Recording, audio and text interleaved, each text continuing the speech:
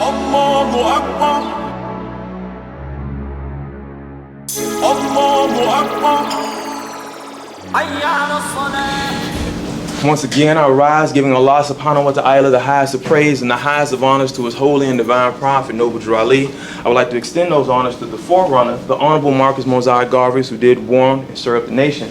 I would like to give honors to the Moorish American standard, the red flag with the 5-pointed green star in the center, representing the highest principles known to man, which is love, truth, peace, freedom, and justice. I also would like to acknowledge the United Mercantile Trading Banner, also known as the American flag. I would like to give honors to all Moorish Americans, both past, present, and future, who strive to perpetuate this Moorish divine and national movement by the way of prophets, holy instructions, and divine laws. I would like to acknowledge all organizations who strive to promote the interests of all Asiatics, African Americans, and people of indigenous descent living in America. I would like to give honors to Temple Number 19, the Office of the Grand Governor, the Lieutenant Grand Governor, the Sheik staff, the admin staff, and the acting vanguards to keep the peace. And last but certainly not least, I want to give honors to you, the L's and Bays, and our visitors in the sacred groves, because when man honors man, he honors thy Father God Allah. Islam Moors. Once again, all praises are due to Allah for having us here on another holy day evening so that we may continue to build on things that make us better citizens and allow us to reason together. How is everyone doing on this holy day evening? All is well. All is truly well. Praise Allah. Once again, my name is Rashid Ibn Haliym-Bey. I'm the chairman of the Moorish Science Temple of America, subordinate Temple Number 19. For all those who is your first time here, welcome. For those that you have been here before, welcome. We have mighty work to do. Our prophet tells us that faith without good works is dead. So indeed, this is our holy day meeting, and inshallah, the words that are said by myself or the Grand Sheik Rashid Ibn, who will be here shortly, or anyone else that graces the rostrum or the guest rostrum, you get the spirit and the message of love. Our prophet, first and foremost, taught us that we should learn to love instead of hate. All right? So it's important that we love ourselves. It's important that we love each other. When we love ourselves and we love each other, we know ourselves and we know each other, and thus we know the great Father God Allah. Therefore, we will know without a shadow of a doubt it is our divine duty as well as our divine right to want for ourselves what we want for our brothers or our sisters. Salam Moors.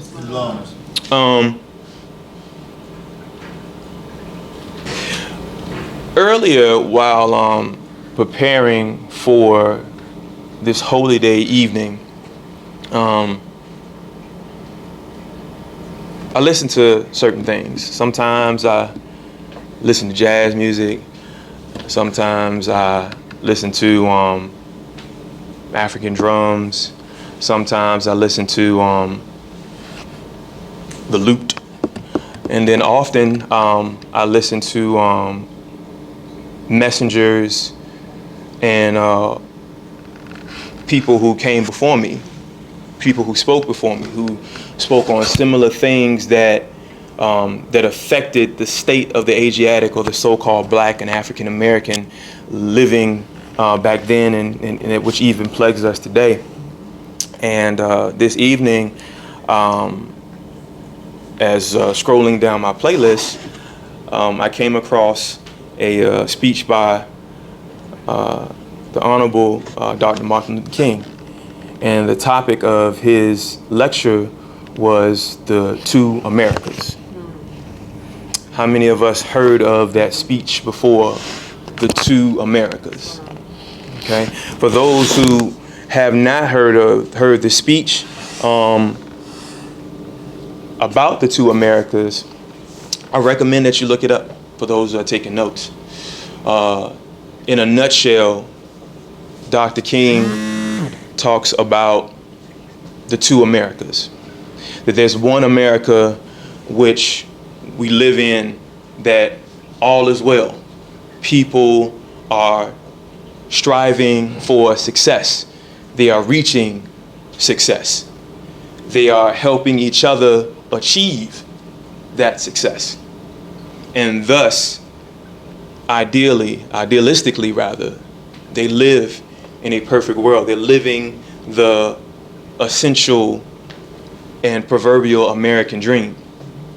But then you have another America, You have an America where it is the complete opposite, where you have groups of people of African and indigenous descent that do not have the luxury or the privilege of benefiting from the lifestyles and the privileges, once again, of said citizens living in America.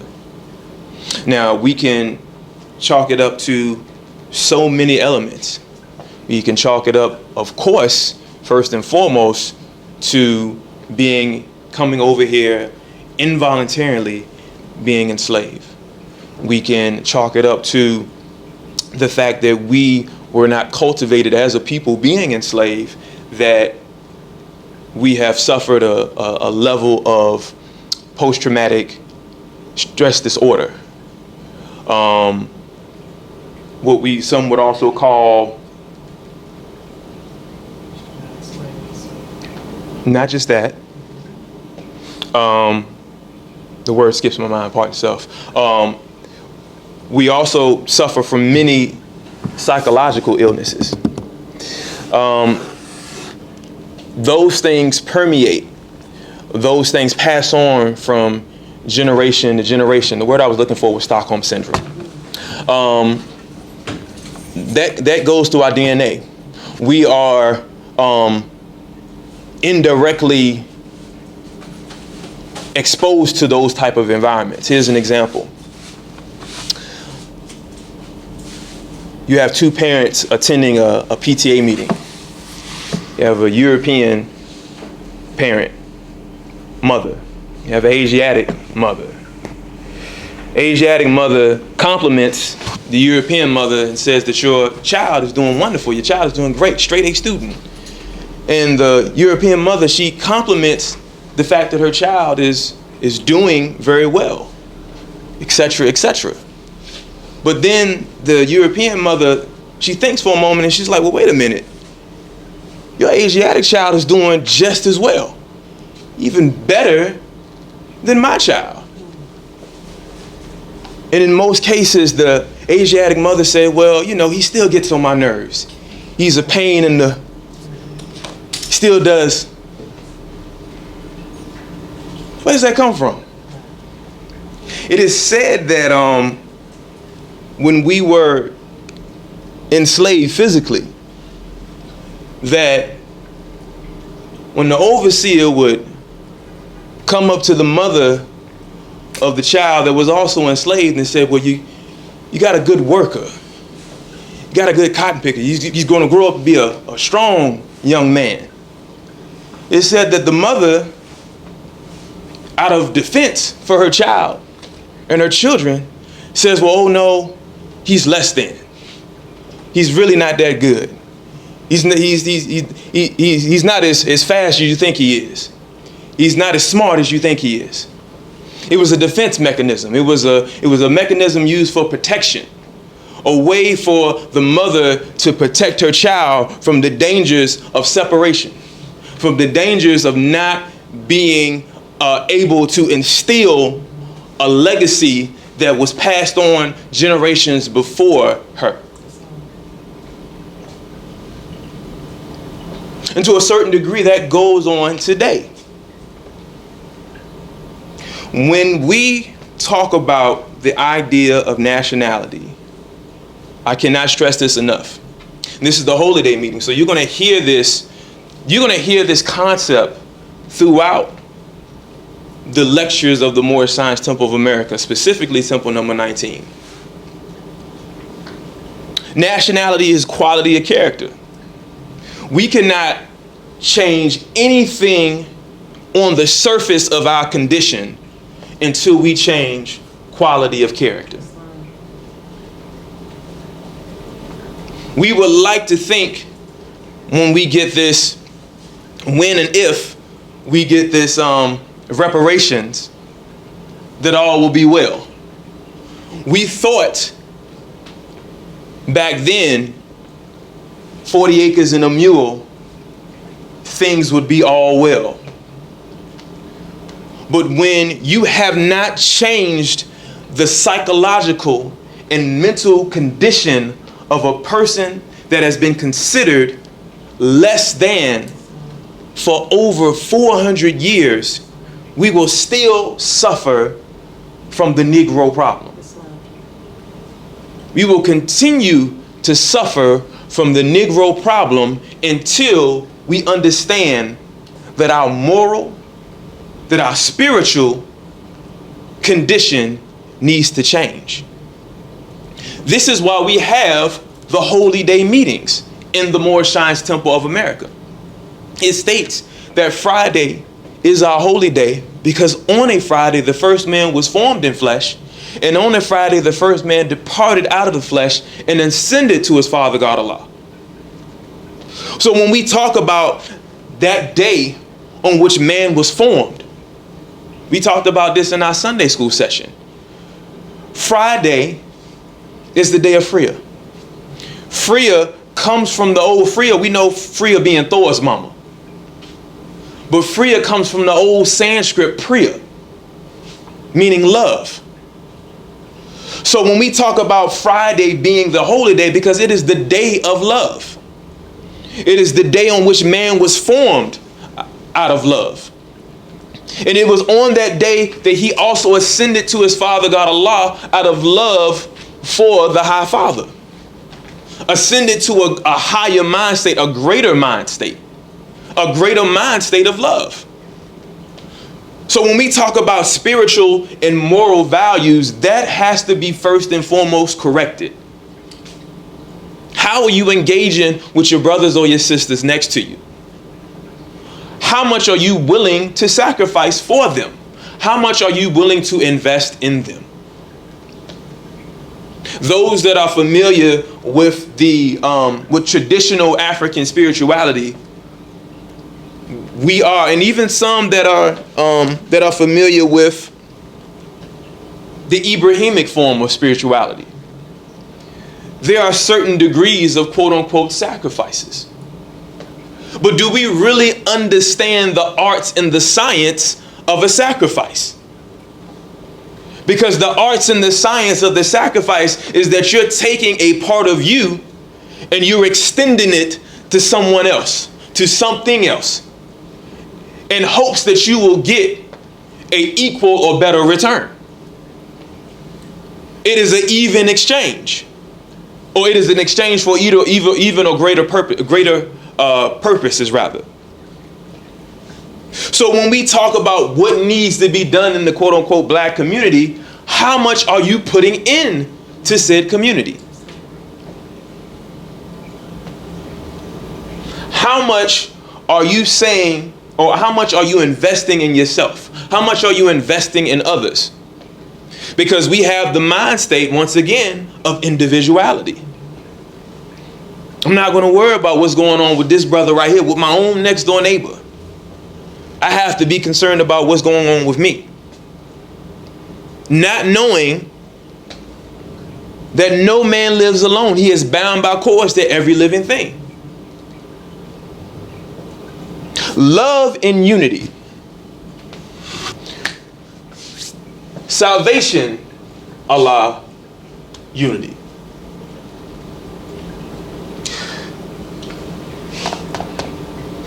Crescent and star. Crescent and star has been around since time memorial. Raise your hand. It's kind of quiet here. What does the crescent and star mean to you? When you see the crescent and star, what do you think about? Nobody raises their hands. I'm going to pick on somebody. Yes, sir, brother Akil. Islam, I rise, giving all praise to Allah, and the highest of honor to His noble and divine prophet, Ali. Islam, what? Islam. On the face, if you will, on the surface, crescent and star means mother and son. Islam. The mother being referenced, or mother being depicted in the star. Mm-hmm. In the crescent.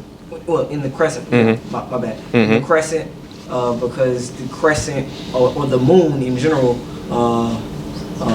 governs the I don't want to say govern, but heavily influences the waters, which the motherly waters, if you will. And then the star being the sun, because once the best of that mother is able to bring forth a being, that is the star of that mother. And so he is to be cultivated into the star that she envisions. Islam.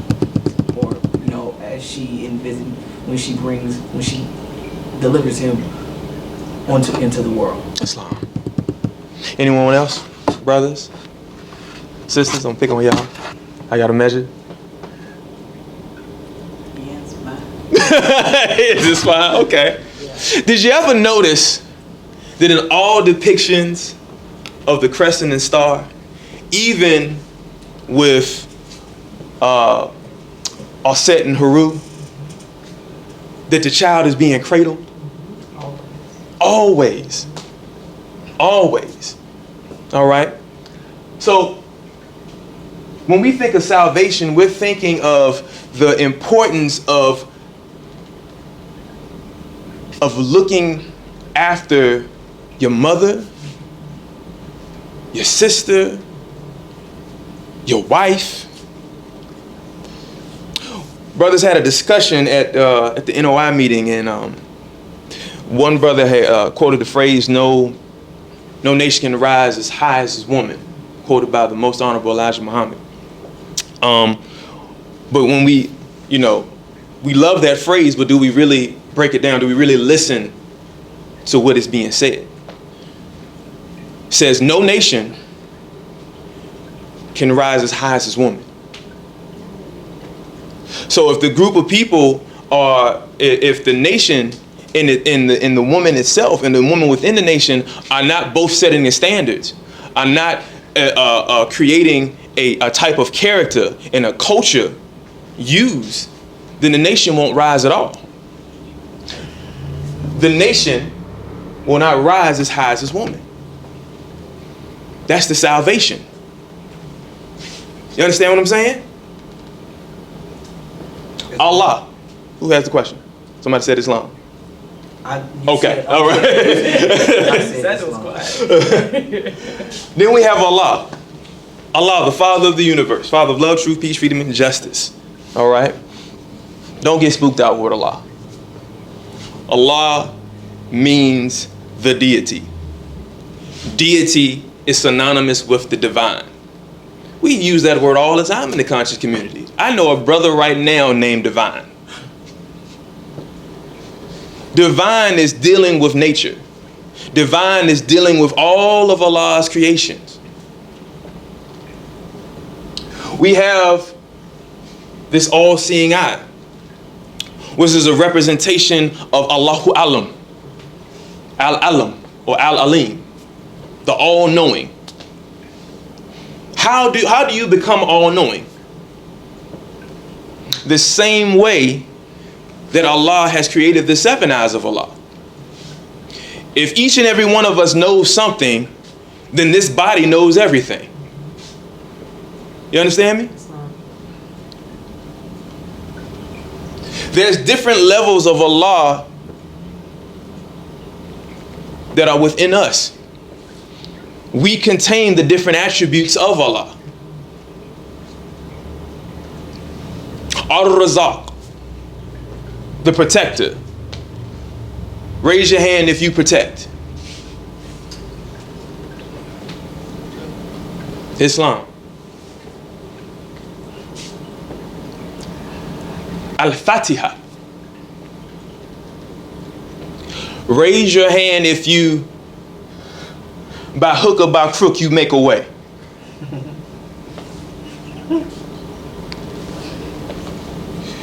We have so many. We have Al-Haq, wisdom, truth.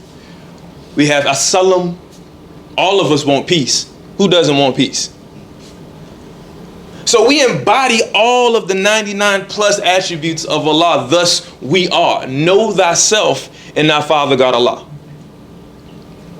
So it's important for us to interact with each other. And then we get to unity. The unity is represented by the hand press. Moorish American Muslim men and women rather, do not shake hands. We press hands. That represents a firm foundation. That represents a firm agreement. But it also represents being bound. That cord that binds and stretches. If I was to extend my hand to this brother, I can raise him up. Islam wars? That's also unity. So these symbols, they mean a whole lot, but they're also simple. But they're also attributes of good character. One cannot work without the other.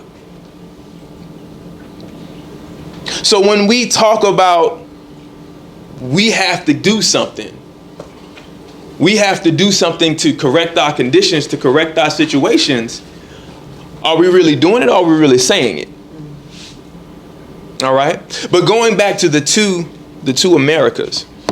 So Dr. Martin Luther King, he goes on by saying that it's important that we establish ourselves internally and externally, meaning that we address the conditions that are going on within our community and communities, as well as establish a foundation and a great representation of who we are externally. How are we perceived in the world? We often talk about diversity. True diversity lies within the people controlling the situation. Freedom is control.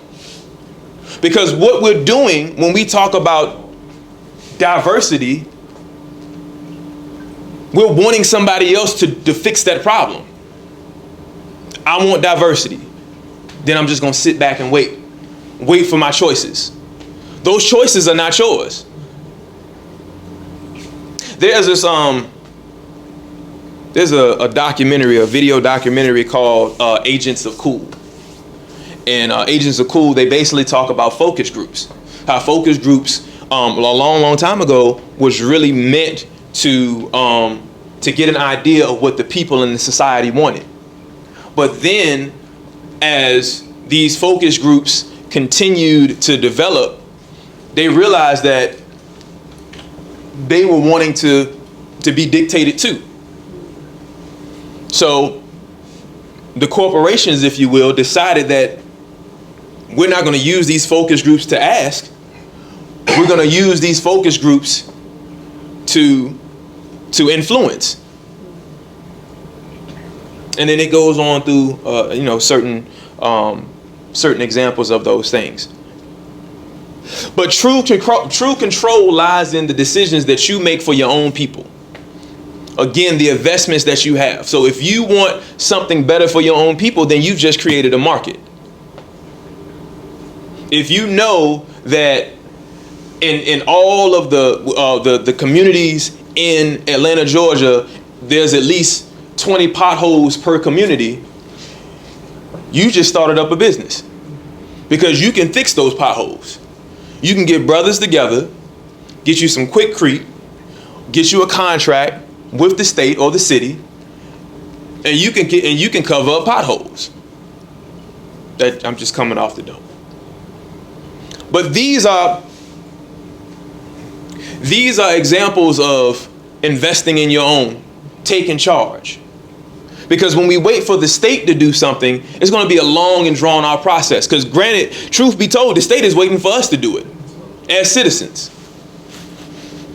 I know that sounds kind of backwards, but yeah. It's our responsibility to protect our investments. But we have to know what those investments are. We have to understand that it's important to build some form of industry. Something that was very profound that Dr. Martin Luther King said in that speech. He said, how am I supposed to pull myself by my own bootstraps when I don't even have boots?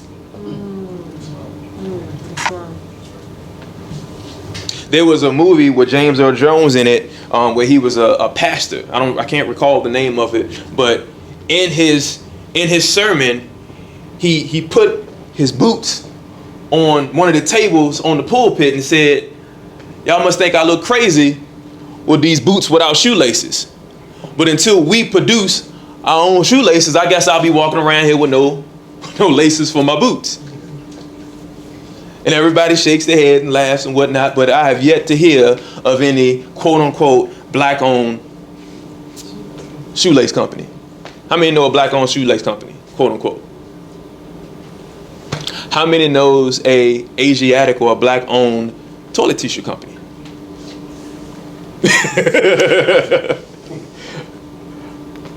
Laundry detergent company? Okay. So we are able to meet the needs of our community in part, but the more that we invest, the lesser the price is. So we complain about prices. See, this is why it's important that we learn economics on a full scope. We know about supply and demand. We know about inflation, etc., etc. Why is it that every year prices go up? All of those things. We can't look at it, we can't view our quote-unquote revolution and our salvation through a bubble. We have to look at it in circumspect. We have to look at it based on the changes of society. And also, how are we influencing society? Because if you are influencing society as a people, you have the right to ask for a payout. Case in point, hip-hop music. Raise your hand if you are getting a paycheck from hip-hop music.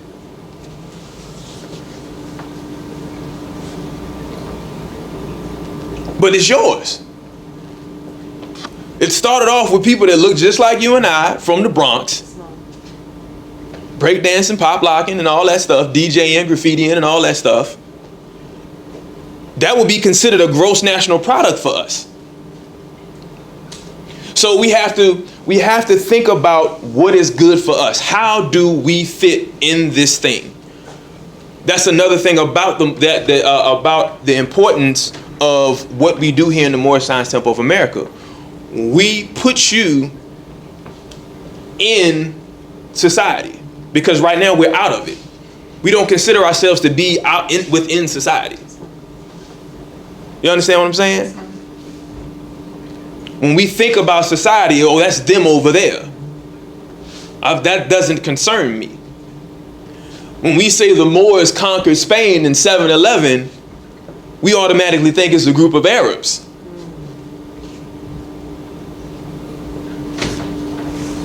When we say that the very first man to call to prayer looked like you, we can't fathom that. That the man responsible calling everyone to Allah looks like each and every one of you. We can't see ourselves in the scope of things.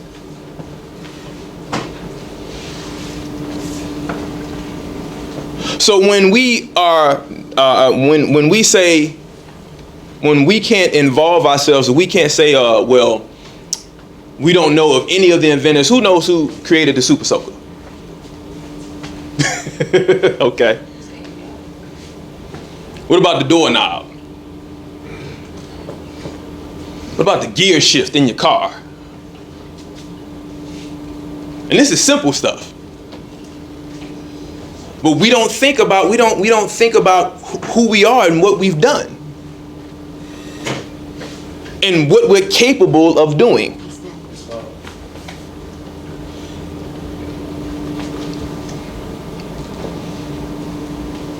The quality and character starts off with the moral values.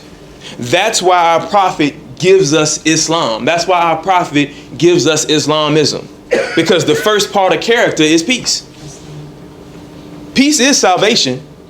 Peace within is salvation.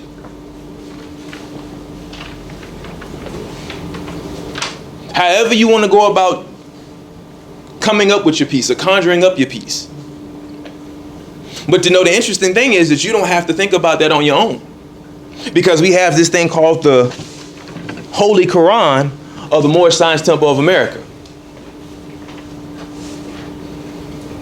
This pamphlet that was divinely prepared by our prophet, Noble Drew Ali, contains everything needed for you to save yourself.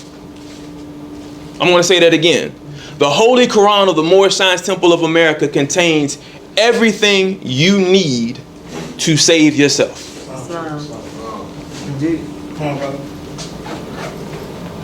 And that's another thing, that we think that the way we can save ourselves is that we have to ingest this a huge book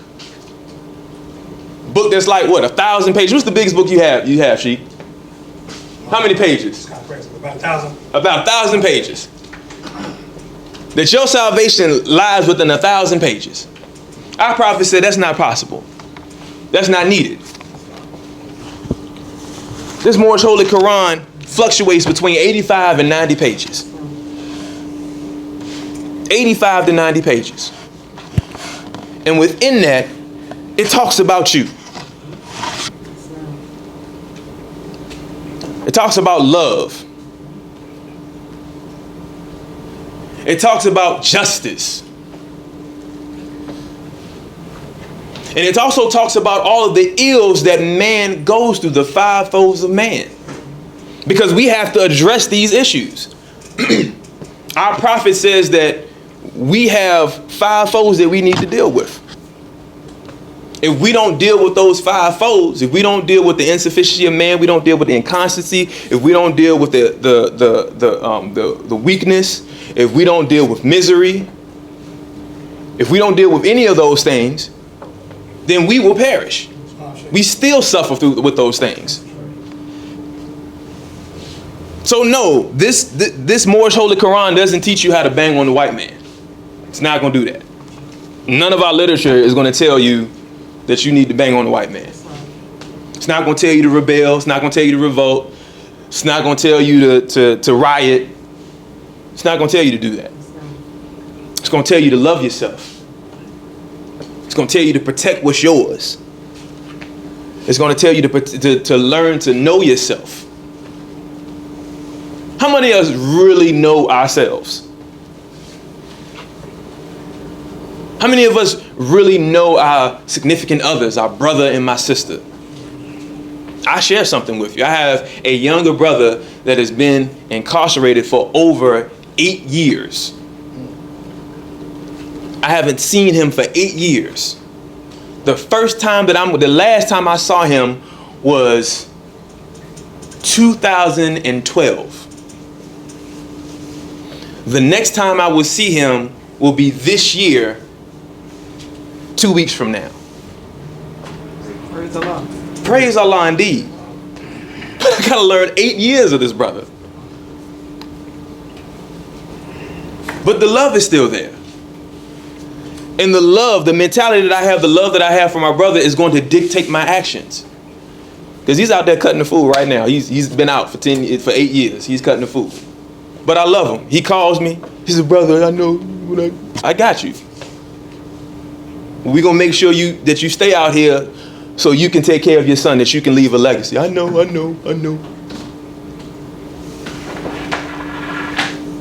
So we got to, there's no compulsion in religion. But one has to see that there's a change that needs to be made. Prophet says, if you even think your condition can be better, join the Moorish Science Temple of America.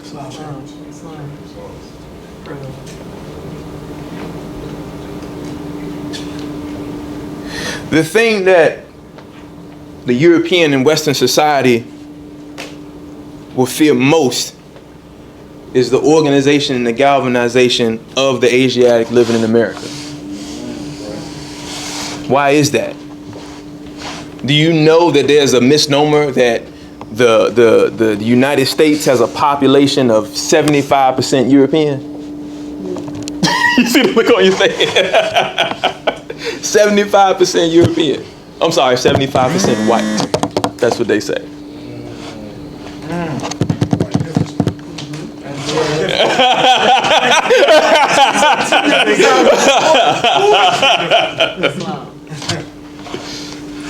We know that that's not true. So could you imagine if the prophet says if we were to wake up in one night, we would take over the United States? But I digress.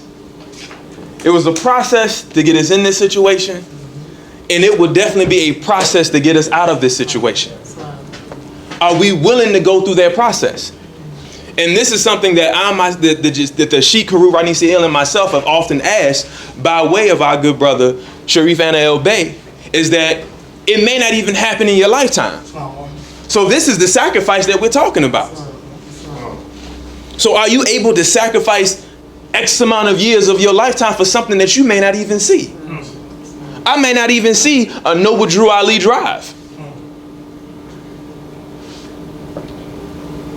I may not see what they call it, the Moabite. What can I name something fly? The Yaml electric vehicle. I just threw some. I may not be able to see that. The Falcon. That's a smoother name, man. The Falcon. Yeah, it's the Falcon all electric vehicle. But if we bring our babies in here, the lessons that we learn, if we take one of those lessons, we take one of those actions and say, okay, well, I'm going to instill this in my child, they can be inspired. But again, that's the sacrifice. That's the art and the science of the sacrifice. We can leave things at the altar all day, but that's just the external. That's a ceremony and form. What are you really leaving at your altar? Prophet Noble Drew Ali says, make our lives the willing sacrifice. The altar is on our heart. Fiery altar. So that means that when we separate into the world, remember the unity that binds up, remember the relation that binds up the unity. We're supposed to do that with a holy zeal. We're not supposed to be walking out these doors all tired, ready for Saturday. The only thing you can think about is football. Your holy day don't stop at 12 midnight. That love doesn't stop at 12 midnight. That is a constant journey. Islam was? I have a confession. I had another measure. I had another measure planned for y'all. I was gonna do something real deep. I know more is like deep conversation.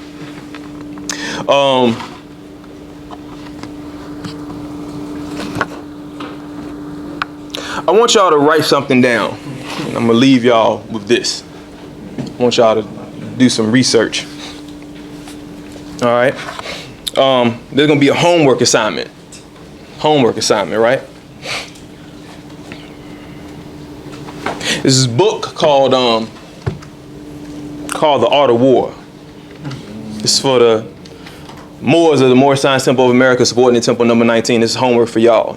For our visitors, if you want to research and explore this as well, we can definitely do that. You're welcome to do so, rather. It says Sun Tzu said that the art of war is of vital importance to the state. Again, Sun Tzu said the art of war is of vital importance to the state. It is a matter of life and death, a road either to safety or to ruin. Hence, it is subject of inquiry which can on no account be neglected.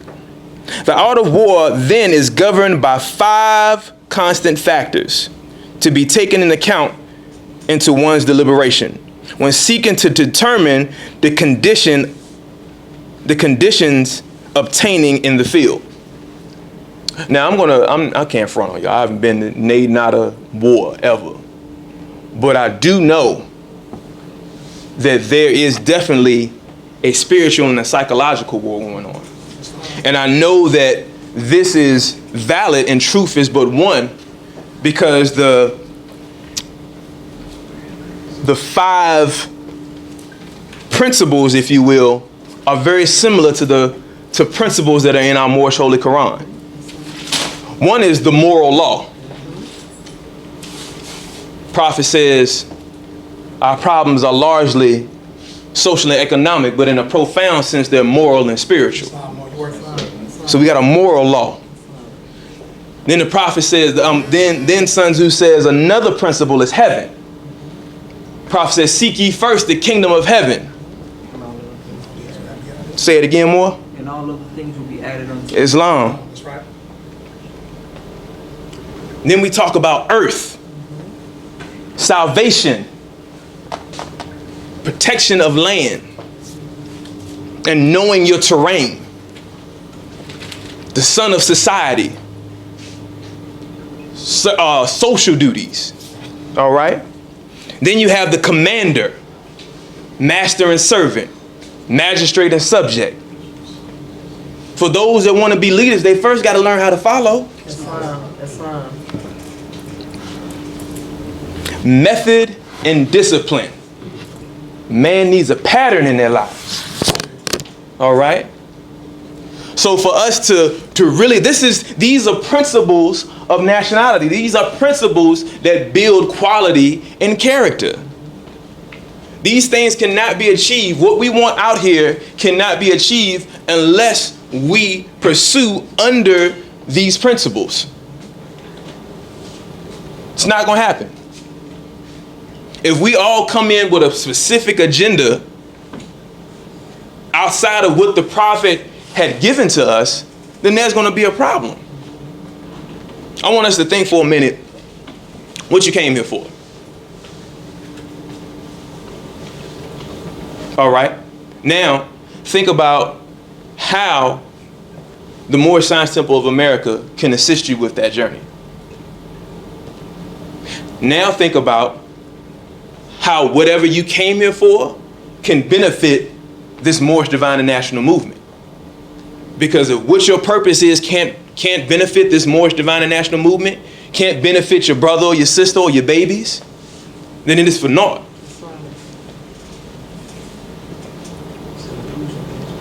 And now the question is, as I posed before, whatever your desires are, think about the person that you need to become to achieve that. So you just can't say, I want better for myself and not change your own conditions, not change yourself internally. You have to change. There has to be a metamorphosis.